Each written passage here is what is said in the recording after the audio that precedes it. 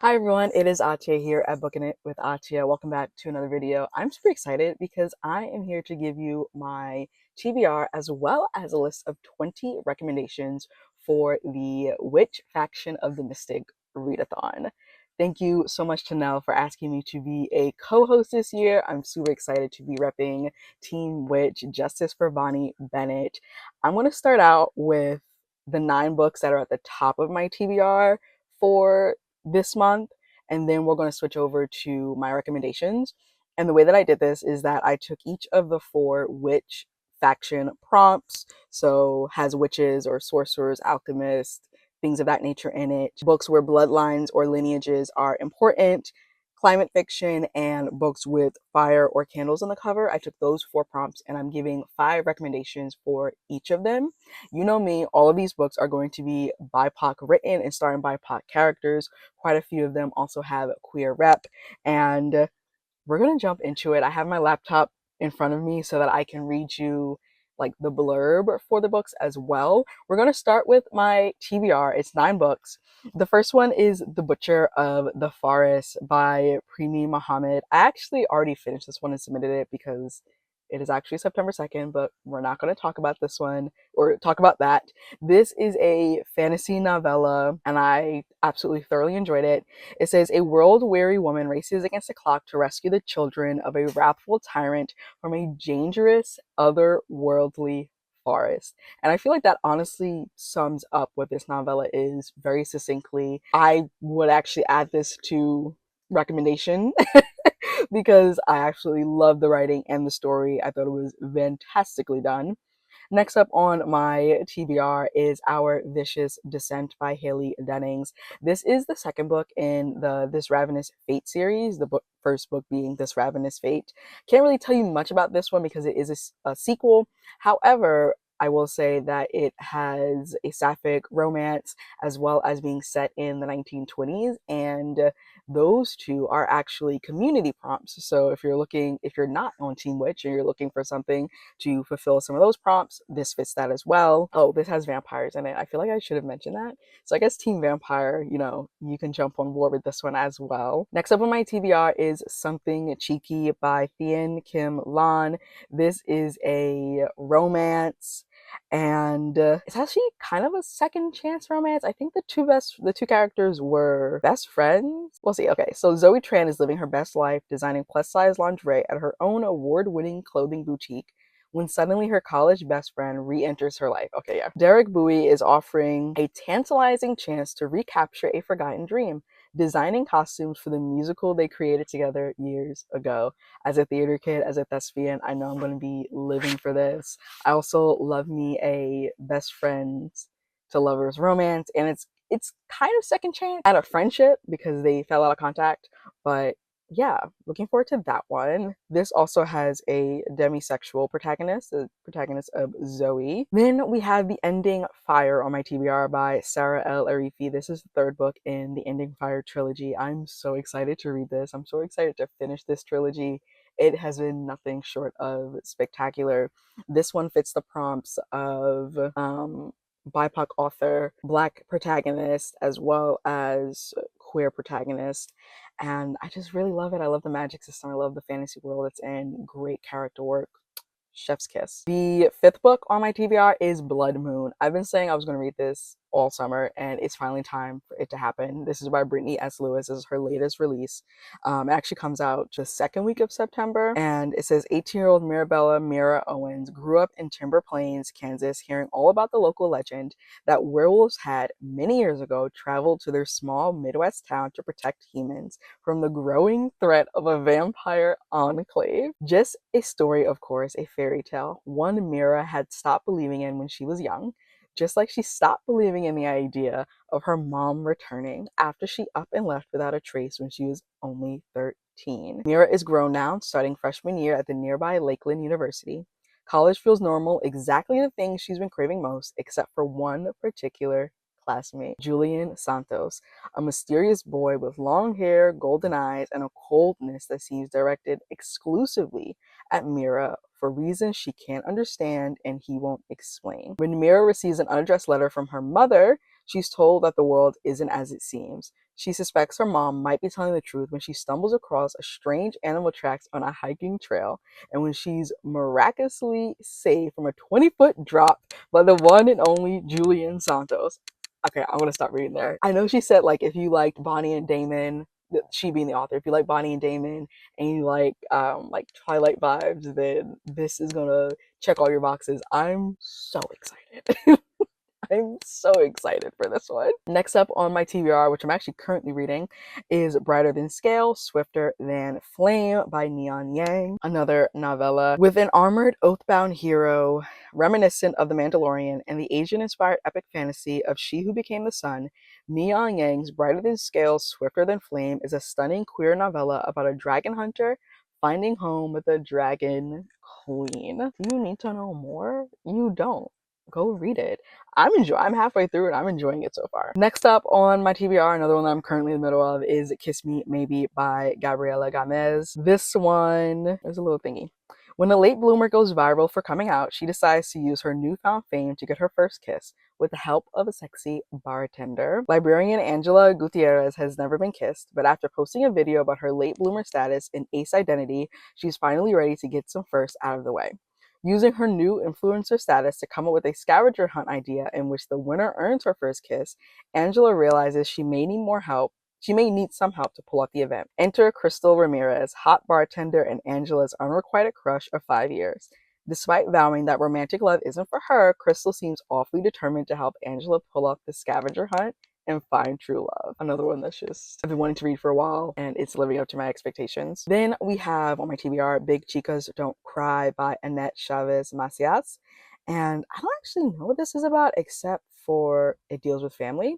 So it says 4 cousins navigate love, loss, and the meaning of family over the course of one memorable year in this heartfelt family drama. And I feel like that's kind of all I want to know. The synopsis is really short, so I feel like it'll give away too much. But yeah, this is giving contemporary family drama fiction, if you're into that. Then we have Bluebird by Attica Locke. This has been on my TBR for at least a year and a half, and I'm so excited to finally be getting to it. It also says that's the first in a series. Look at that, there's 3 books in the series. All I know about this one is that it's a crime novel, and I kind of don't want to know. Another short synopsis. Okay. It says a heartbreakingly resonant thriller about the explosive intersection of love, race, and justice from a writer and producer of the Emmy-winning Fox TV show Empire. When it comes to law and order, East Texas plays by its own rules, a fact that Darren Matthews, a Black Texas Ranger, knows all too well. Deeply ambivalent about growing up Black in the Lone Star State, he was the first in his family to get as far away from Texas as he could, until duty called him home.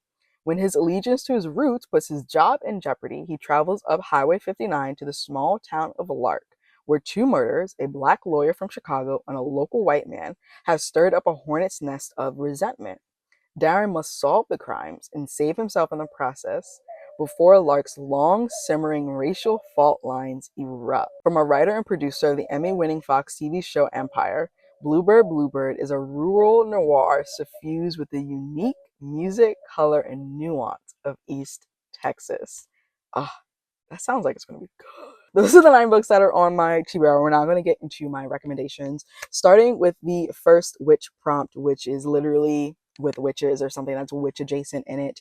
And the first book I have to recommend to you is How to Succeed in Witchcraft. It says an overachieving teen witch vies for a prestigious scholarship at her elite high school in this contemporary YA fantasy for fans of Never Have I Ever and Sabrina the Teenage. An unforgettable debut, How to Succeed in Witchcraft conjures up searing social commentary, delightfully awkward high school theater, and magical proclamations of love. Another one that has theater in it. I absolutely love this. This is one of my favorite books. Highly recommend you go and check that out.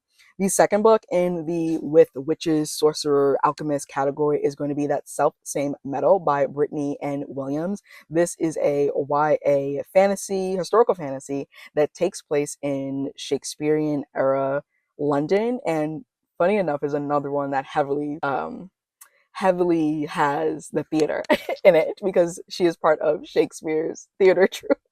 There seems to be a theme here. I don't know what to say about that. A stunning YA fantasy debut, perfect for fans of Holly Black and Justina Ireland, about a black girl and sword expert fighting a Fae uprising in Shakespearean London. That is all you need to know. I highly recommend this series. I recently finished it a few months ago. The third book in the witches category is Blood Like Magic by LaSalle Sambury.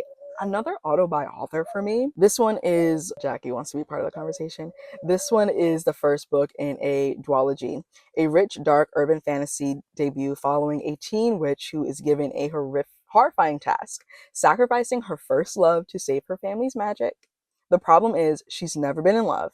She'll have to find the perfect guy before she can kill him. And if that doesn't sound absolutely delightful and tantalizing, then I don't know what does.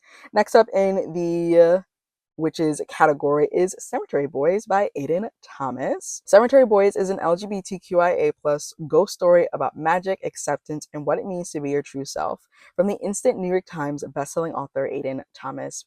Yadriel has summoned a ghost and now he can't get rid of him. In an attempt to prove himself a true brujo and gain his family's acceptance, Yadriel decides to summon his cousin's ghost and help him cross to the afterlife. But things get complicated when he accidentally summons the ghost of his high school's resident bad boy, Julian Diaz, and Julian won't go into death quietly. The two boys must work together if Yadriel is to move forward with his plan, but the more time Yadriel and Julian spend together, the harder it is to let each other go. I read this almost 5 years ago, and I remember really enjoying it. Highly recommend. And apparently there's a sequel that's coming out next year, which is cool. Then the last book in the witch recommendations is, well, the last book in the books with witches recommendations is going to be Blood Debts by Terry J. Benton Walker, another one that is the first in the series. This is a contemporary, it's categorized as young adult. Yeah, it's a YA fantasy. Terry J. Benton Walker's contemporary fantasy, Blood Debts, is a conjuring of magnificent, with powerful magical families, intergenerational curses, and deadly drama in New Orleans. I highly recommend this. I actually hope to get to the second book this month once I make my way through the 9 books that I mentioned. I've been wanting to get to the second book, Blood Justice, for months now. It's sitting on my desk. I just need to do it. Moving on to the next witch prompt, which is books where bloodlines or lineage is important or heavily significant to character development. And the first one we have is Family Lore by Elizabeth Acevedo. This one, another spectacular book. All of these, obviously, I recommend because they're in this list. From best-selling National Book Award winning author Elizabeth Acevedo comes her first novel for adults, the story of one Dominican-American family told through the voices of its women as they await a gathering that will forever change their lives. Flora has a gift. She can predict to the day when someone will die. So when she decides she wants a living wake, a party to bring her family and community together to celebrate the long life she's had, her sisters are surprised. Has Flora foreseen her own death or someone else's? Does she have other motives? She refuses to tell her sisters, Matilde, Pastora, and Camila. But Flora isn't the only person with secrets. And of course, it also follows the next generation of women, like their daughters. I remember really loving this book. I read it 2 years ago. Really loved it. Go read it. Then up next is The Davenports by Crystal Marquise. This is a YA historical fiction, a frothy and wise Bridgerton-esque YA romance with an all-black cast, the first book in a debut duology set in turn of the last century Chicago. This is a short blurb, so I'll read it. The year is 1910. The Davenports are one of the few black families of immense wealth and status in the United States, their fortune made through the hard work and entrepreneurship of William Davenport, a formerly enslaved man who founded the Davenport Carriage Company years ago. Now the Davenports live surrounded by servants, crystal chandeliers, and endless parties. This is the story of the Davenport daughters, their maid, and their best friend Olivia, Helen, Amy Rose, and Ruby, as the four find their way and unexpectedly find love in a rapidly changing country. Inspired by the real-life story of the C.R. Patterson dynasty, The Davenports offers a glimpse into a period of African-American history often overlooked, while delivering a totally escapist, swoon-worthy. The next recommendation is going to be I Am Aya, The Way Home by Donna Hill. Set amid Sag Harbor's vibrant African-American history, best-selling author Donna Hill weaves a stunningly rich story about finding the way home, no matter how long the journey takes. Alessandra Fleming has spent most of her life running from her past.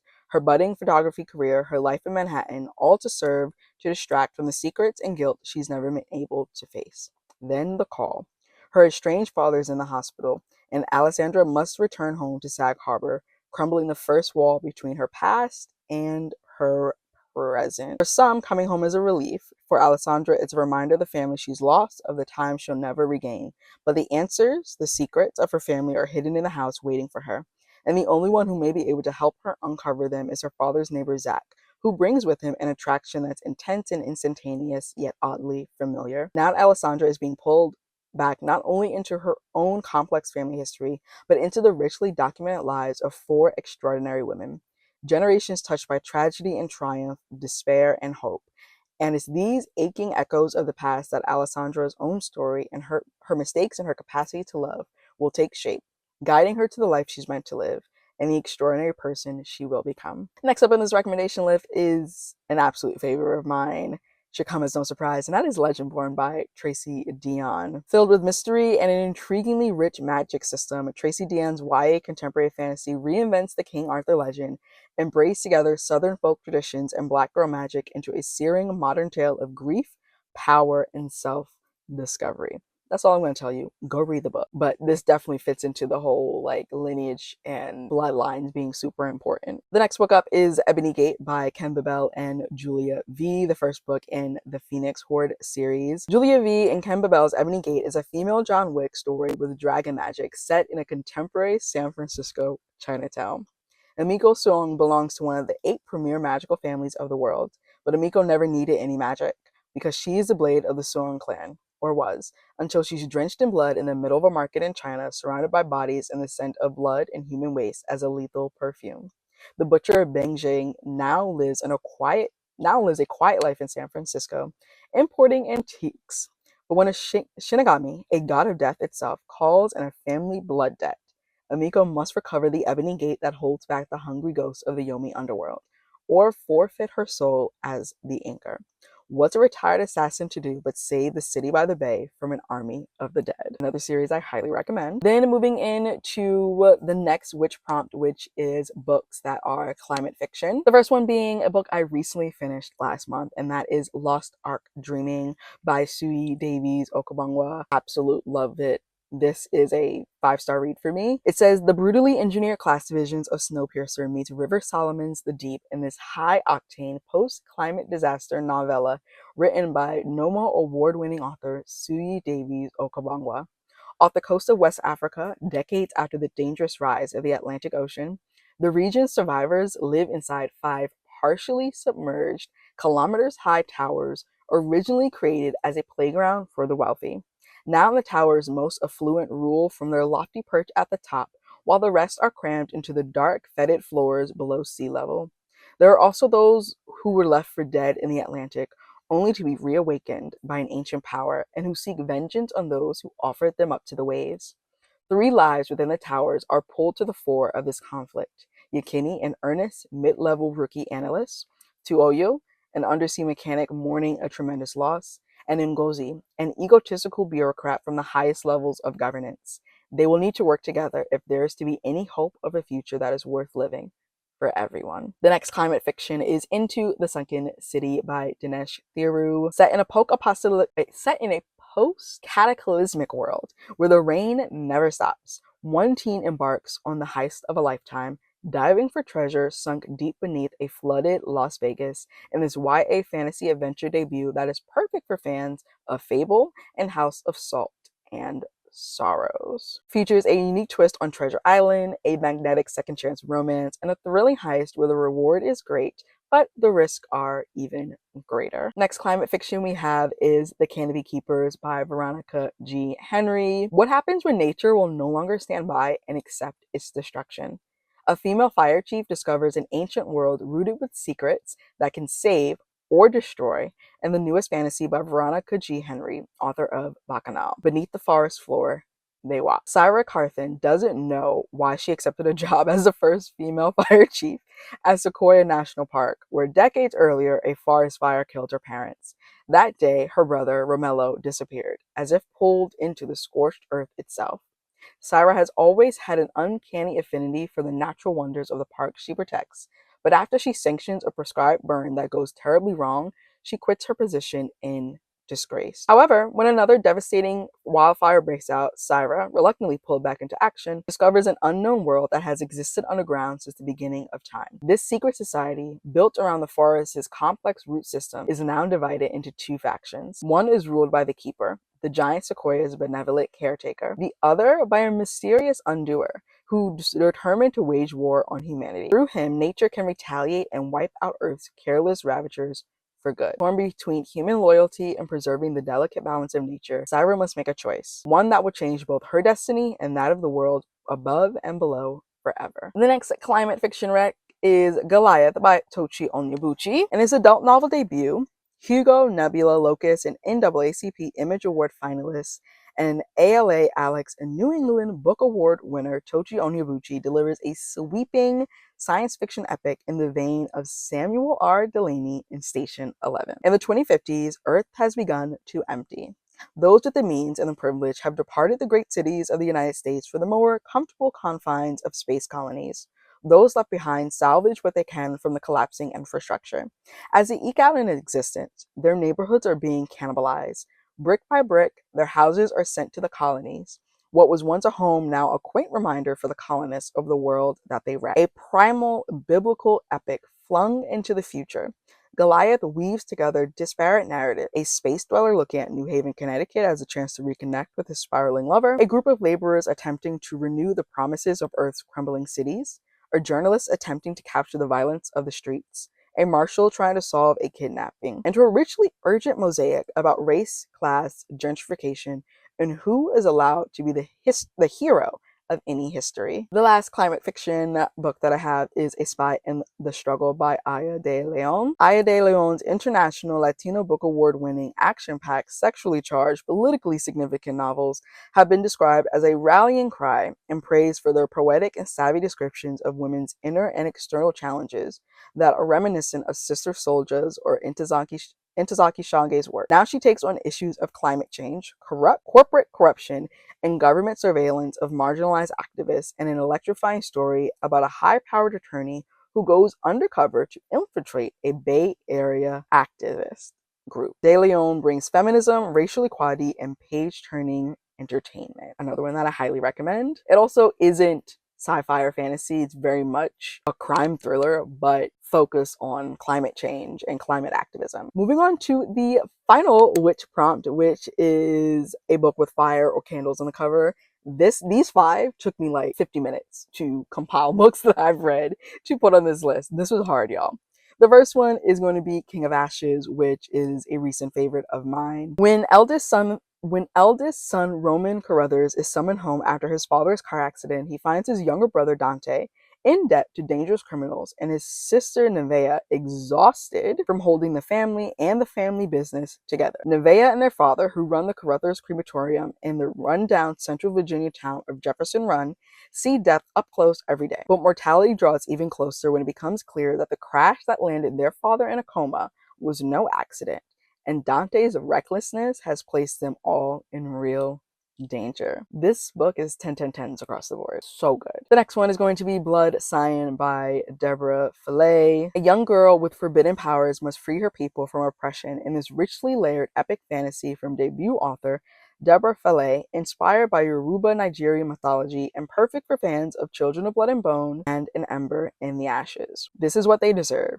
They wanted me to be a monster. I will be the worst monster they ever created. 15-year-old Sloane can incinerate an enemy at will. She is a scion, a descendant of the ancient Orisha god. Following one girl's journey of magic, injustice, power, and revenge, this deeply felt and emotionally charged debut from Deborah Fillet, inspired by Yoruba Nigerian mythology, is a magnetic combination of A Song of Wraiths and Ruin and Daughter of Smoke and Bone that will utterly thrill and capture readers. Next book on this list is The Bones of Ruin by Sarah Raleigh. As an African tightrope dancer in Victorian London, Iris is used to being strange. She is certainly a strange sight for leering British audiences, always eager for the spectacle of colonial curiosity.